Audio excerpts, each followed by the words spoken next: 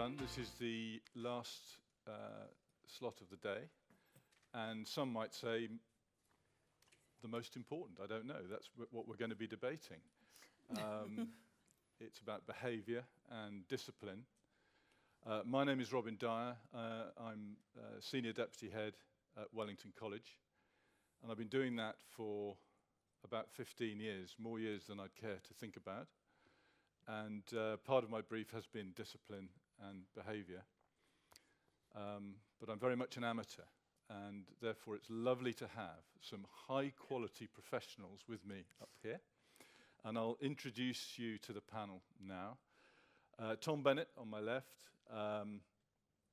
was a nightclub manager, and he's used that training ever since. He worked as a teacher of RE in the East End, Tom, is that right? For a number of years, 10 years, I think. He is the founder of the Research Ed organisation, and Tom, I'd just like to pay a compliment to you on that. It's absolutely brilliant what you're doing with that, and the strand you've got going here at EdFest is superb. And you are the government behaviour czar. So, there we are. Maria Arpa, on my right, is the founder of the Centre for Peaceful Solutions, creator of the Dialogue Roadmap, which we might hear more about later, a long-standing expert on resolution of disputes between gangs, drug gangs in New York even, New York prisons, is that right? Yeah? And UK ones too. Yeah, okay. And between individuals. She has improved behaviour and decision-making in several schools in this country as well. Catherine Burble-Singh, on my left, your right, is head of the Michaela Community School, author, teacher, renowned speaker, and actually came to national prominence in 2010 when she gave a barnstorming address on the British education system at the Tory party conference. And got into trouble for doing that, I think, didn't you? Yeah. Is that right? And your leadership of the school, Michaela School, has just got you an outstanding from Ofsted, I think. Is that right? Yes. Many congratulations on that, Catherine. And Laura McInerney, like Tom, taught in the East End for 6 years. She's now editor of Schools Week and contributes to The Guardian. She describes herself as an education policy nerd and pragmatist. And we'll see how that translates into behaviour and discipline as we go. So, the first question I've got for our panel is this. A recent GMB union report claimed that 54% of teaching assistants have been physically abused at work. Now, the question I have is there a behaviour crisis in education in this country? Who'd like to go first? I'll grab that line if you feel like it. I think the word crisis for me is problematic, simply because it implies, to me, something new that's happened, and it implies that we're at a point at which it's going to break and everything's going to fracture and nothing will be able to survive after that. I think the biggest problem we have in education is that it's not a crisis, that we've been like this for some time. And that the problem is that we can struggle on the way we are just now. I think there's a big problem. I think there's a serious national problem we have with behaviour, which isn't to say there's not some great behaviour in some great schools, but that systematically at a national level, we don't address it correctly. So I'd say there's an enormous behaviour problem, but I think crisis makes it sound like, if we don't do something now, it's all going to fall apart. No, the problem is it can stagger on. But that 54% is worrying, isn't it? Well, I'm with Tom. So Alistair Campbell always says that when he was working with Tony Blair, they would often have the headline crisis, and he started keeping a list of them. And I think in his book, he lists something like 25, and they just began with A. So, animal crisis, aeroplane crisis, whatever. And I think we can throw behaviour crisis in. He said it was only a crisis if the military has to turn up. And I don't think we're quite at that point in schools. But as Tom says, there is an issue of is it okay, it might be a better question, is it okay if 54% of teaching assistants are saying that at some point they've been assaulted? And I think most of us would think that there's going to be a real problem if you ask people into any job and 50% of them can expect during their job to be hit. If if we just said that was fine, I don't think that would be acceptable for any profession, any job. So clearly there's a problem, and we've got to do something about it, simply because we can't continue to say that that is okay. Maria? Yeah, I think I really like what I'm hearing here. And for me, using words like crisis are not helpful, because I think what we're saying is we've gone way past the indicators that something needs to change. And, for me, the definition of madness is, what is it? Doing the same thing over and over again and expecting a different result. And it is time for change, but I believe it's time for a really radical change. Well, let's come back to that, Maria, and let's sort of think about the problem. Catherine, what would you say about this statistic before we move on? I mean, yes, I would agree with everything that's been said. Okay, well, let's move on to the problem. I mean, Tom said it's not a crisis. In fact, the panel has said it's not a crisis, but there are problems. Where do you think these problems lie? What are the key issues for you? Catherine? Well, in our schools, it isn't just about the extreme behavior of adults being attacked physically. It's also about the low-level disruption that happens regularly, and that is considered to be normal. It's about the really mean and unkind behavior that children can show to each other. It's about what's become the norm and accepted, that teachers will go to their senior teams and ask for support because they've been told to F off, or they've been insulted in various ways, and that nothing happens. And that's because it's just considered normal. It's the fact that psychologically and culturally across the country, we've just given up, I think, as a people. We've given up. And it's not just in schools. You see the children on the buses and in the streets, and we're not horrified.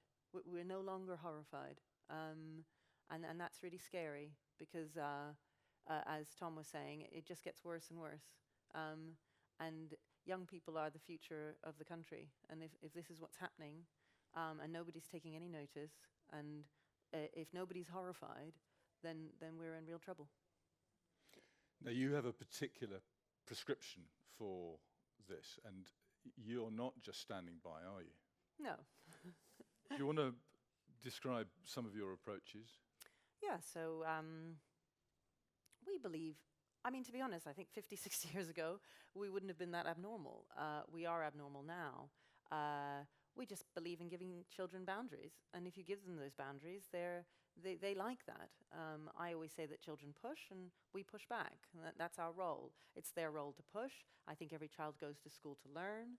Every child, when they're being naughty, is kind of waiting. They're waiting. They're expecting a response. And when they don't get a response, then they'll go further than that.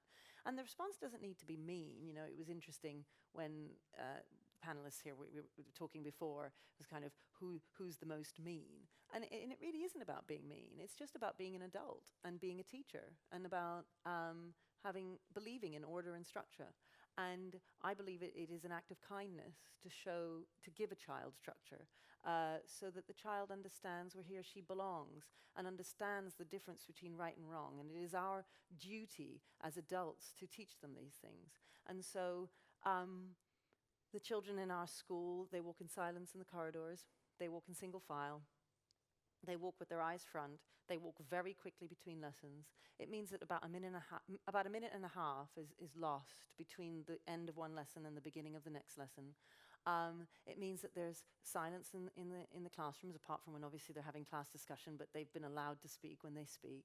It means that they exist and live in an environment which demonstrates kindness and gratitude and respect, not only for their teachers, but also for their fellow classmates. It means that they can lend each other a pen if they've forgotten one, or they can pick up each other's books. It means that if the plates drop in the canteen, there isn't everyone banging on the tables going, "Rah!" as you might find elsewhere. What happens is plates fall, and 5 or 6 children will rush to pick them up to help.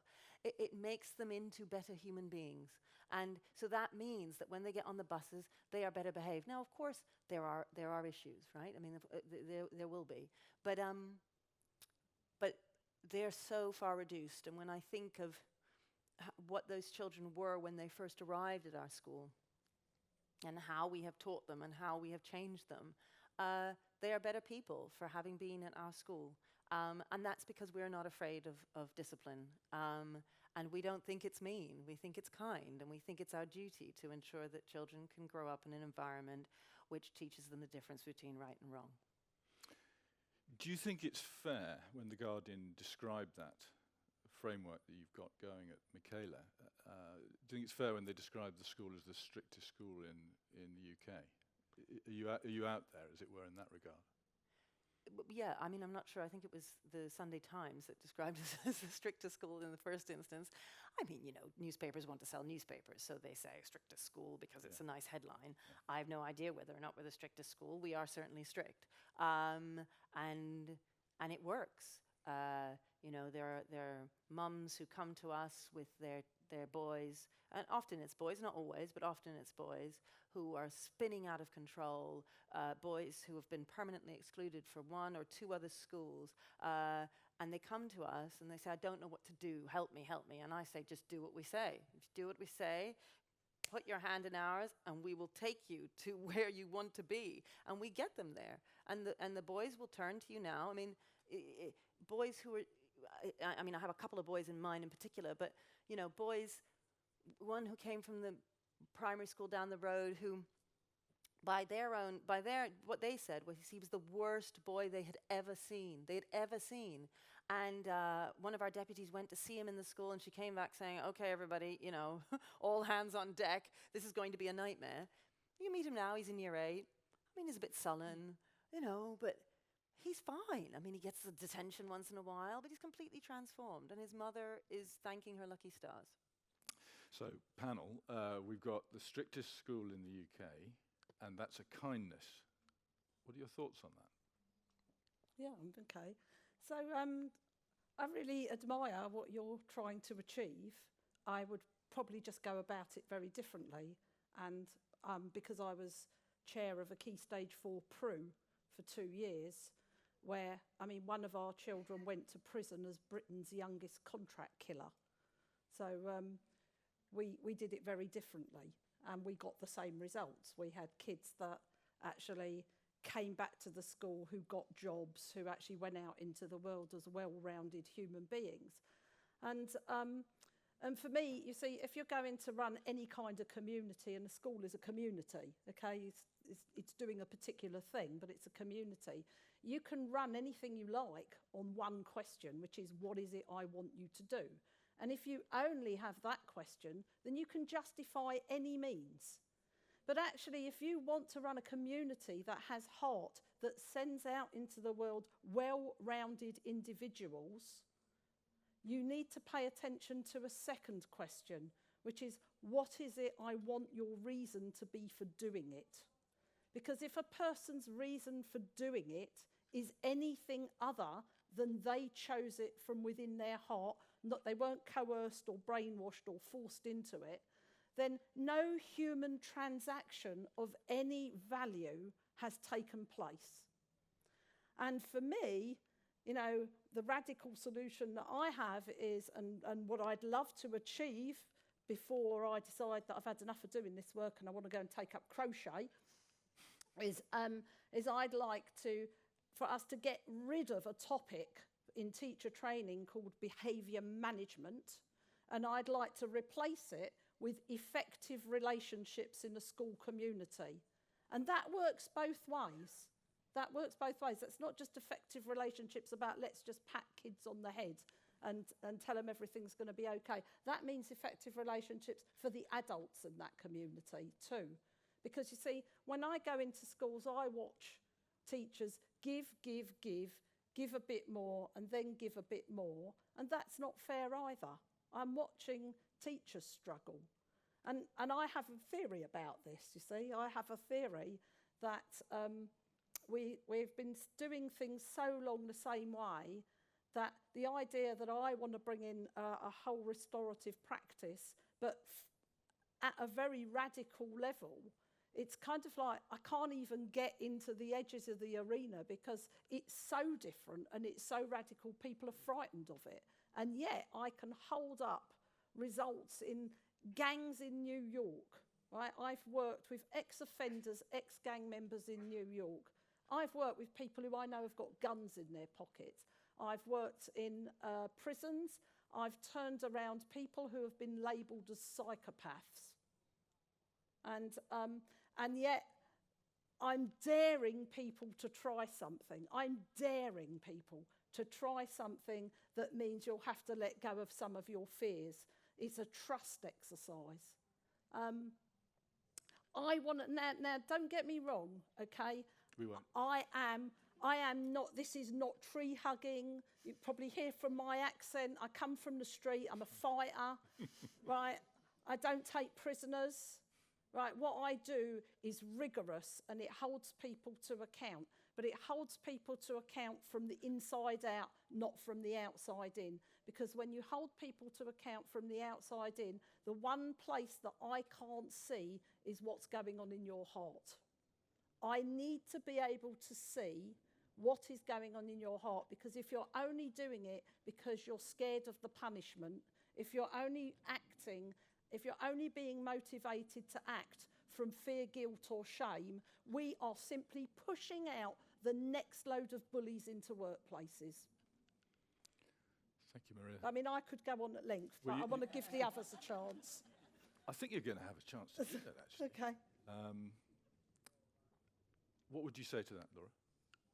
Well, actually, I think there's a similarity in both of those things. And I don't necessarily think, having written and read lots about Michaela over the last couple of years as well, and knowing many of the teachers who helped set it up, I think it's also possible to build a community that looks from the outside very strict, and it is strict, but also that the pupils understand why they're doing these things. So the reason why those pupils rush to help the others is because they understand it's a community, it's a place of learning, and that actually the reason you move quietly between lessons is because you're trying to help get the maximum benefit out of the day, rather than because someone has scared you into it. So I think those two things are parallel. One thing that has, I guess, raised for me in this discussion so far, though, is it sounds a lot like we're talking about very extreme behaviour. So systems that are set up to deal with children who have guns in their pockets or children who are quite the extreme. And then when you look at a school, say like Wellington, I'm not seeing these kind of extreme behaviour systems. And in fact, is what's happening here that we're building very, very strict schools to try and deal with a few pupils, and that might have a negative impact on the others. Whereas in fact, you know, schools that don't have to worry about that are allowed to do something very different. I mean, that's an important question, isn't it? Because, you know, we have gone a bit on the extreme in terms of the potential for wrongdoing, let's say, guns and so on.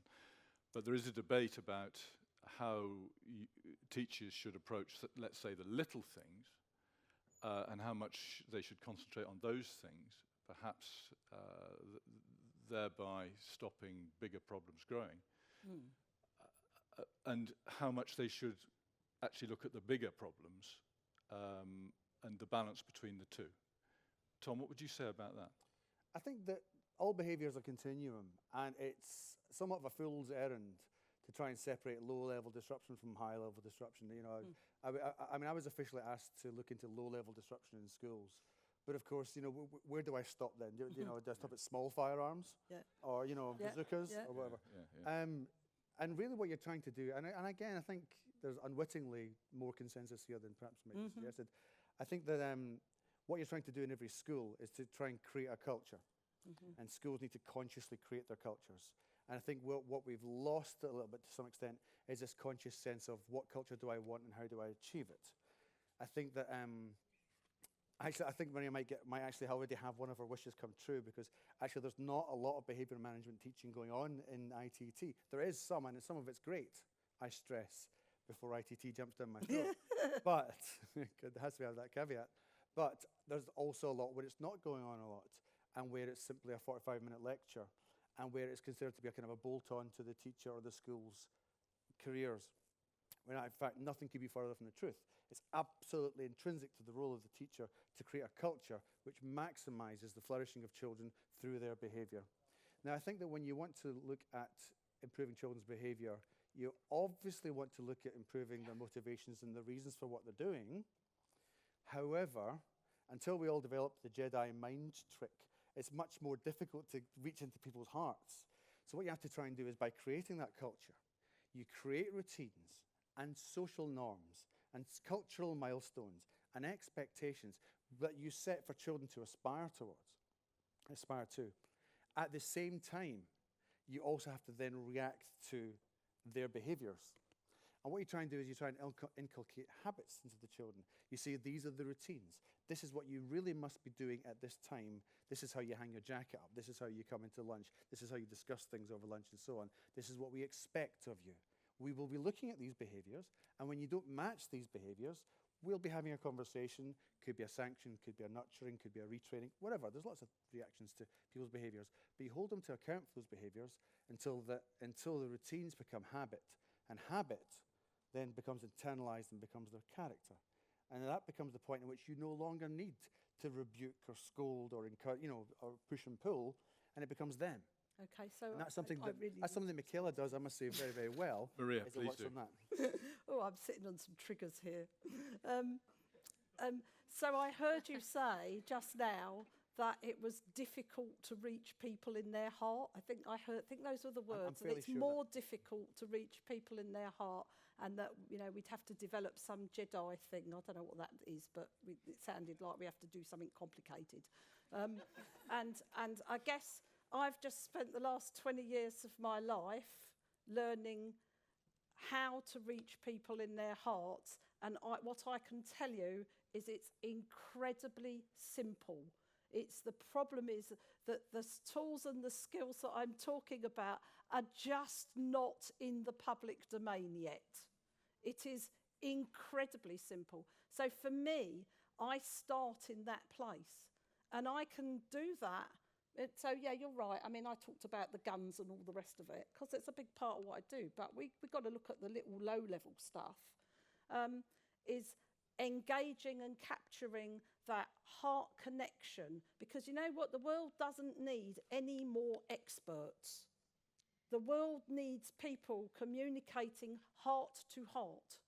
I was really shocked in America when I was talking to some kids about having a heart to heart, and they'd never even heard the phrase.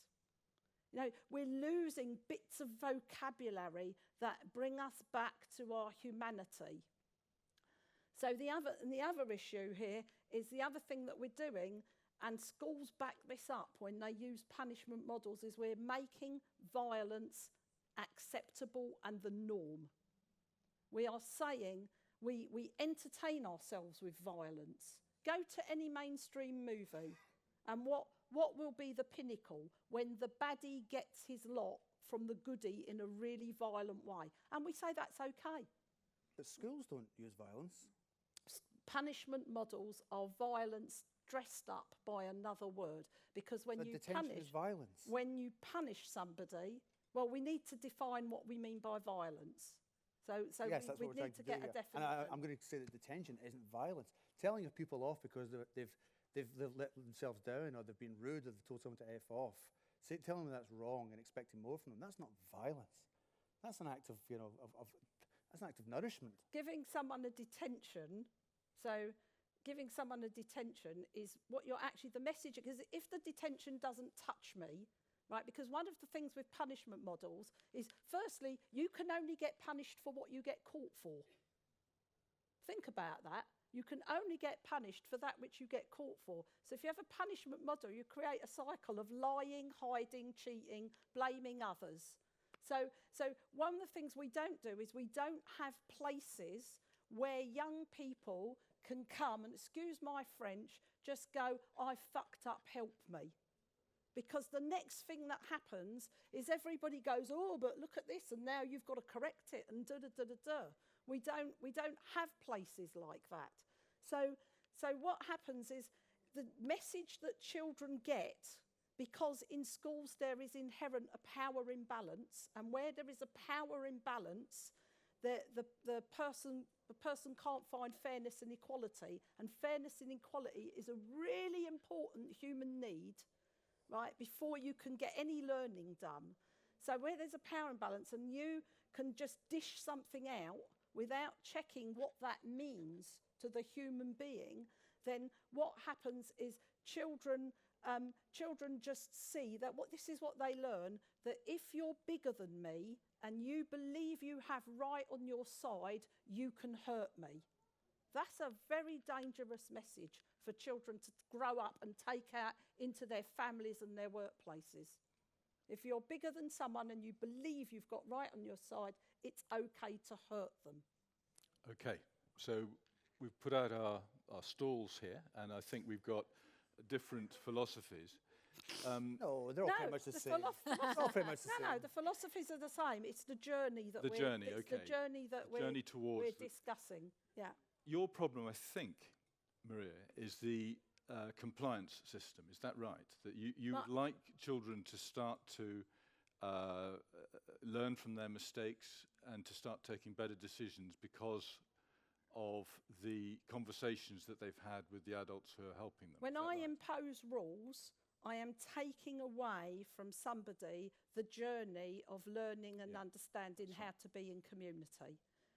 Because what you're doing is you're sending out into the world nice dead people. Yeah. And you know what? I don't want nice dead people writing policies. I want people who ask questions, who will stick their head up against the parapet. So, if you want to run a school and you just want some quiet, compliant children getting GCSEs and going through the system and keeping everybody's life happy, then admit that that's what you're doing. Just admit it, okay? Just say, look, we're just trying to create compliance, obedience to rules, send some people out in the world, pat ourselves on the back that we did a good job, right? But actually, or do we want to send out into the world people who have a balance between the heart and the head? Because remember, thinking that the brain is the centre of our being is a very recent thought. It used to be thought that the heart, there's a website called Heart Math that used to be believed that the heart was the centre and the brain was simply the air conditioning system. Can I? Sorry, I'm afraid you've got to interrupt It's all right. me. I'm going. This is the journalist in me now. Sorry, Robin. I'm actually going to steal the chair thing because I'm just wondering if Catherine can respond. Well, I was just going to go to Catherine. Sorry. Because we do have a different model here, don't we? Maria is keen in a way for kids to make mistakes and then the process of the conversations and the learning. Am I right in saying that you're trying to avoid that, avoid the potential for the kids to make the mistakes? Is that right? I don't know what you mean when you say avoid the potential of making mistakes. Children make mistakes, and it's our duty to show them the difference between right and wrong. I mean, to be honest, I'm very surprised by the things that Maria is saying. I think they're really dangerous. I think that way of thinking is precisely what is wrong with our schools. That when we say it's all about, and of course effective relationships matter, but when we say that's all it's about, and when we imagine that helping a child correct his behavior by giving him a detention is to hurt him, we destroy the position of authority that adults ought to have in the classroom. And that is why the teaching assistants get hit.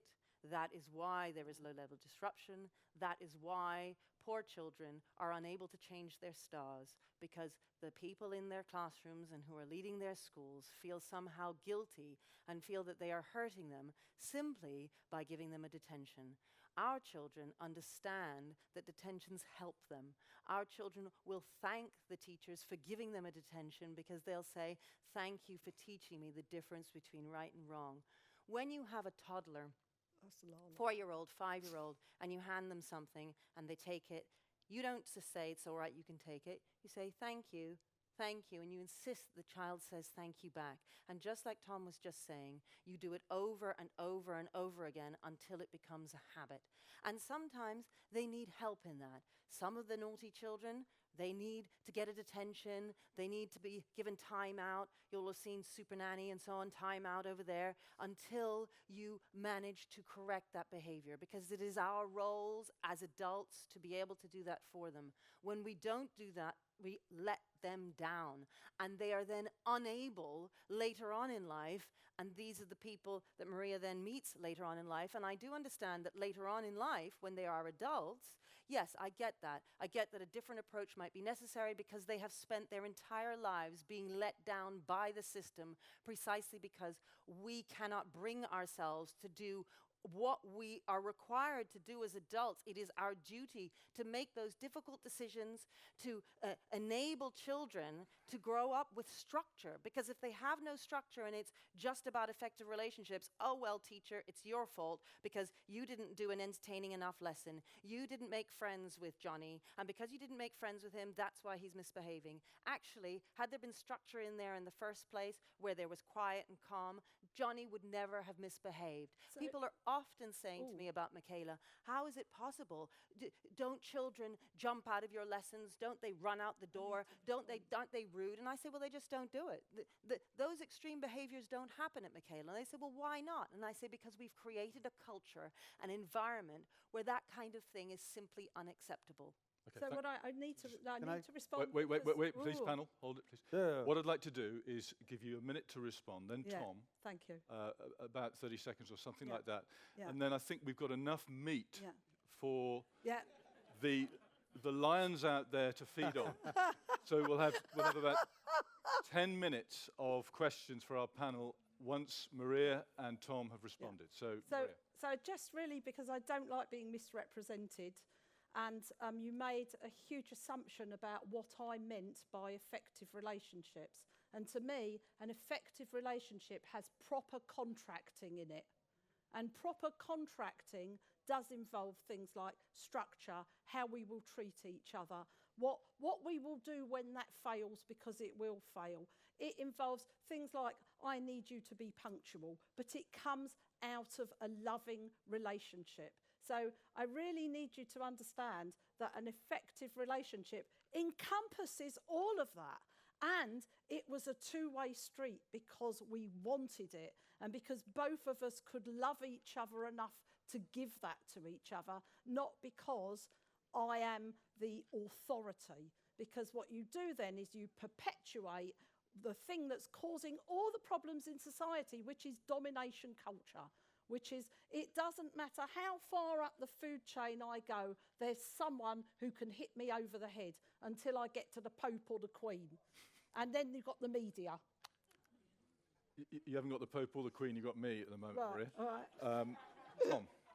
I think that I'm reminded of the late Robin Williams when he said he couldn't understand why anyone would listen to a British policeman because they didn't have guns. He said, say stop or I'll say stop again. And I think that when it comes to running human behavior, particularly children's behavior, there needs to be some kind of terminal point where, yes, you ask them to do things. Yes, you encourage them. Yes, you value them. But at the same time, there has to be a point in which you do something if they don't respond. Yeah, And that's where we bring in a kind of a system that's sometimes crudely called behaviorism, which is you encourage and you deter, you encourage and deter. I mean, it could be as simple as just somebody telling somebody off, or it could be taking away some of their golden time, or taking away a privilege, or whatever. But you need to have that kind of terminal sanction. Otherwise, I mean, translate this into broader society at whole. This is why, sadly, we have to have things like prisons and so on in society, and we don't just run society based on great big voucher schemes for rewarding people. Because, at some point you have to say, no, your behavior wasn't good enough, and we need to do something about that. So I don't think boundaries set with love for their benefit could anyway be meaningfully described as violent. In fact, I think they're absolutely essential as part of a larger diet of interventions, consequences, and responses. Thank you, Tom. Let's have some questions, please, from the floor. There's a hand over there I can see, I think. Hello, I've got a question directly for Catherine. You said something about teaching young people to say thank you and please in relation to being given something.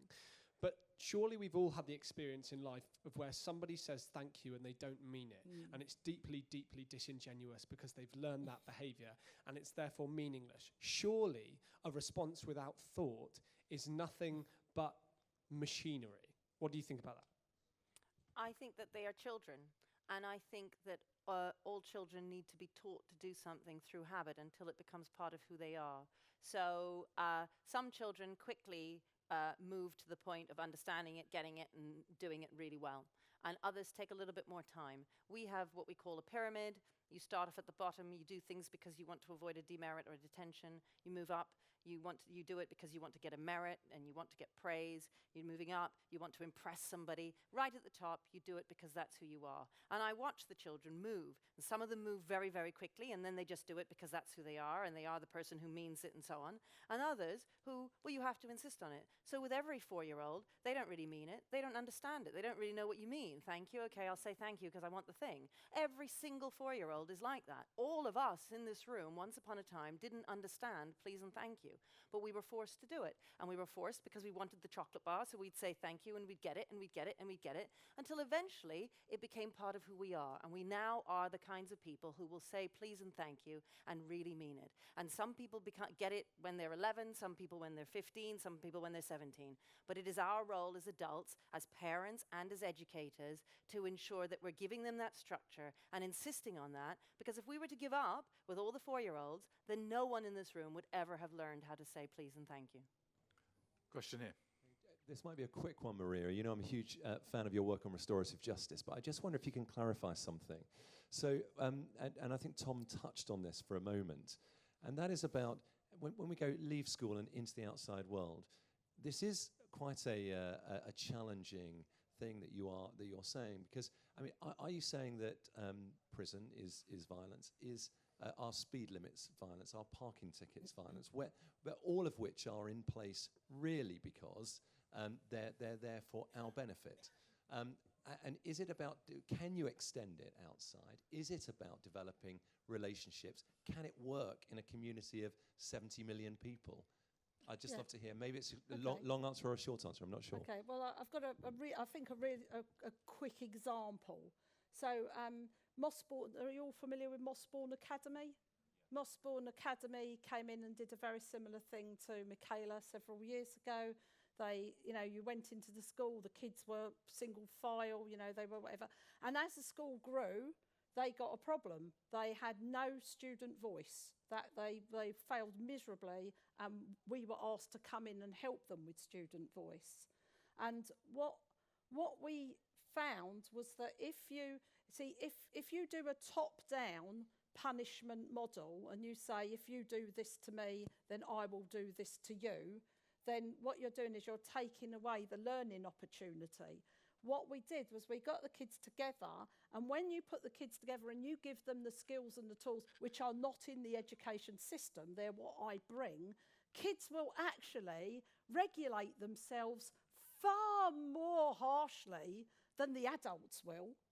They will actually regulate themselves far more harshly. And then because they came up with it and we supported them to come up with their own ideas, it's coming from the heart. And then they regulate each other. And it's all about letting people participate in what will we do when we piss each other off. Is there a size limit? Because we've got the ultimate student voice. It's called general elections. It doesn't seem to be working very well at the moment. But does there come a point at which it's just too big a community for this to work? So you can, I've done this sort of work in large groups, and then what you do is you have to split people down into smaller groups, and then they bring a representative to a bigger group. So it's possible. We're doing a massive project in Dartmoor Prison. We are going to create the first restorative prison over the next 2 years. And, it's beginning with little dialogues on the wings. Laura. Sure. I think we can get a bit distracted by behaviour and character and relationships in general and who people are, and the fact that schools, whether we like it or not, are not just individuals. They are ultimately a sort of batch service that we provide as a country to taxpayers for their children. And we do it roughly in batches of 30, and in order to do that, you do have to have some rules. Now, those might not be rules that, if we were getting into effective relationships that are going to build the best form of character going forward into life, it may not be the best place to do that, but a bit like with the speed restrictions, I think it's a good example. If I was going to have individual negotiations with each person in the country and they could come up with how they're going to use the road, they might be more likely to stick to those speed restrictions, and we might have less accidents on the road.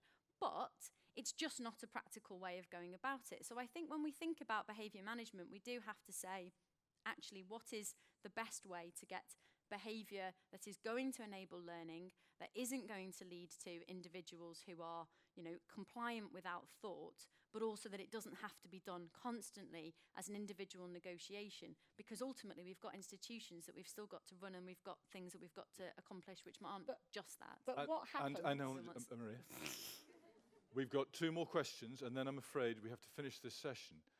One over here, I think. Yes, sir. Yeah, so question for Maria. I was interested in your reaction to the use of the word authority, and was wondering, so you were talking about behaviour contracts and contractual obligation both ways between staff and students. So if we don't have authority as staff, then from what position are we demanding that a contract be drawn up? And if, for example, in the contract, behaviour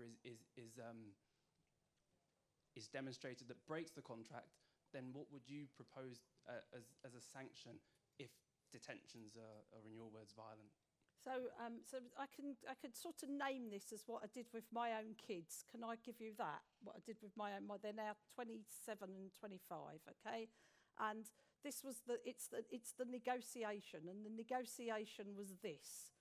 I love being your mum, right? Love being your mum. It's the best job in the world. It's the best role I have. I don't ever want anyone to take that away from me. But guess what? Some bits of being your mum are really boring, and I hate doing them. And you're going to want me to do some of that shit, aren't you? And when I can't be bothered, and when I'm busy and I've got 101 other things on, you're going to want me to drop everything because you forgot to get me to sign the form that means you can go on the trip. So how are we going to do this together so that when we piss each other off, we have something to fall back on that means we leave our relationship intact and we can get on with doing this piece of business? So you've got to give me something, I've got to give you something. What is that? That's a negotiation, that's a contract. And to get back to what you said is, because what I'm suggesting is so different, of course, you're going to have to put a spanner in the works. But as people see that it meets their needs for fairness and equality, you need less negotiation because people then start to trust what's happening. And that's how I work with communities. They start to see that it's fair, the equality is there, justice is there, the boundaries are there, and it's safe.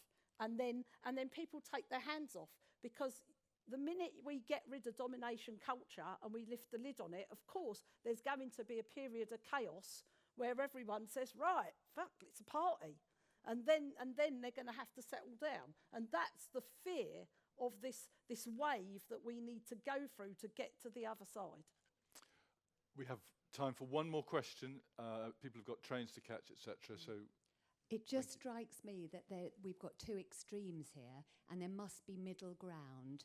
Because though I listen to Maria and I think that sounds wonderful, I also work in a business where my husband has been the head of a special school for 20 years. He is now specialising in behaviour management because children as young as 5 are biting, kicking, disrupting others, and there just isn't time in a large class to deal with that individual alone. But the other side on Catherine, I've just come from a talk on oracy, and it does strike something of a chill to think of, it's almost science fiction-y to think of these, hundreds of children walking in silence to get to another lesson. And I feel that would affect the culture, and I'd much prefer to hear the sound of children laughing and having a good time and enjoying a learning environment, because children are learning organisms. They are not there to be subjected. I don't go as far as thinking of it as violence,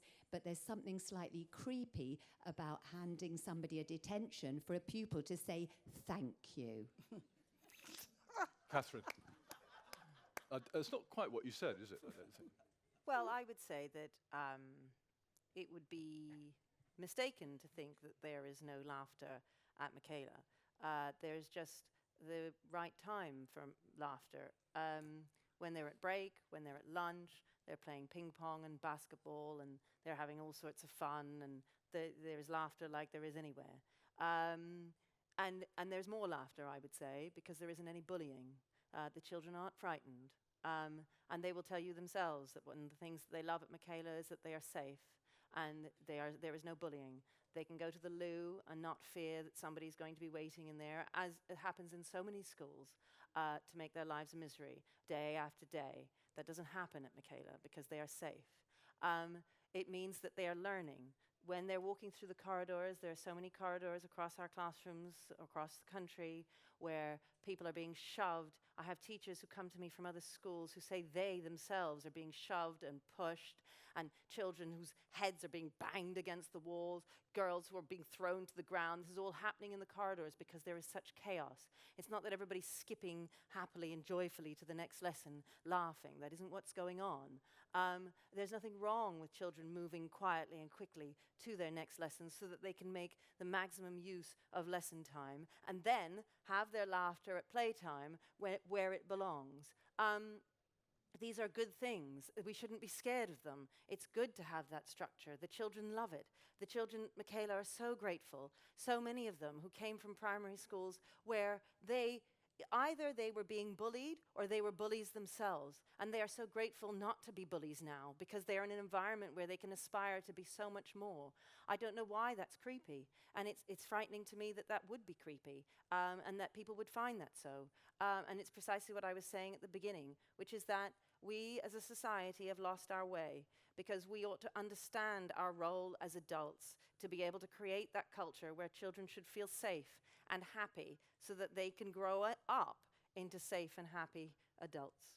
And with that, I'm afraid we have to finish this session. Sorry, Tom, did you want to say one more? No, it would take too long.